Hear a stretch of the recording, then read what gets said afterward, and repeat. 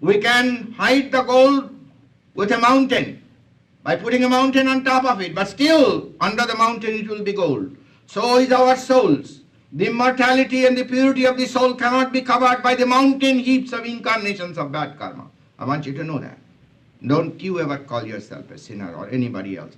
That is the greatest sin. Just forget it, what you've done in the past, and don't do it again.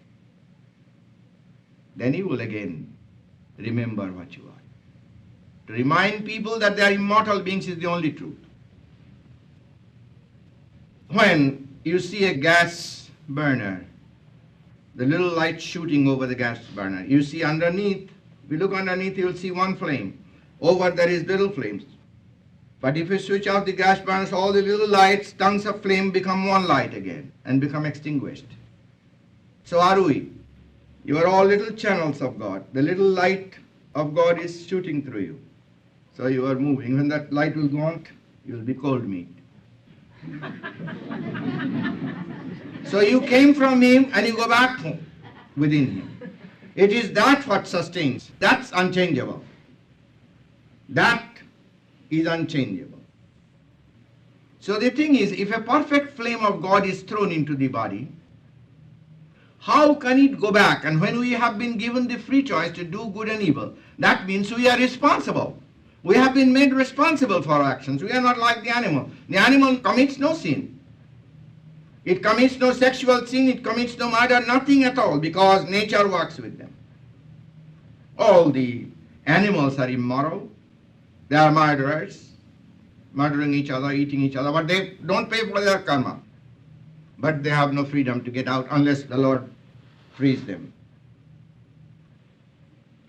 Unless their souls are put into human bodies, they cannot be free. But we have free choice.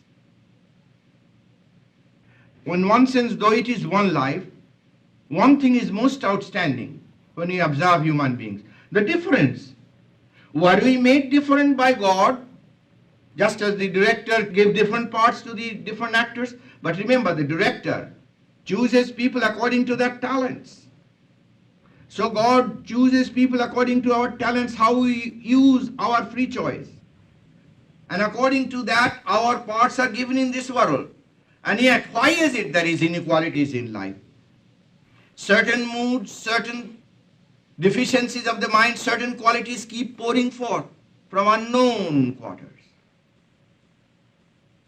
Now this man that killed the little girl, he said, I couldn't help it. I had to do it. Where does it come? Did God make him that way? Well, he must be a terrible God then. If he did just give that impulse to this man who killed the little girl. We have to look into the past. That our evil tendencies, violent evil tendencies, do not come as a result fixed by God in this life, but as a result of our bad habits of the past. There cannot be any other reason. Otherwise, absolutely it doesn't make sense why somebody is made sweet temper and somebody is like a hyena or like a tiger, ready to jump on you the minute you talk. Somebody is born with silver spoon in the mouth and somebody is struggling all the time and has no money. Somebody has indigestion and plenty of money. He can't eat enough, and somebody is hungry. He has better metabolism and can eat lots, but he has no money to buy food. This show has to be different. But these are the results of man's own doing. That sometimes, somewhere, we misuse our God-given freedom. Suppose you are born calm, and every day you become irritable, until you become so irritable that everybody shuns you.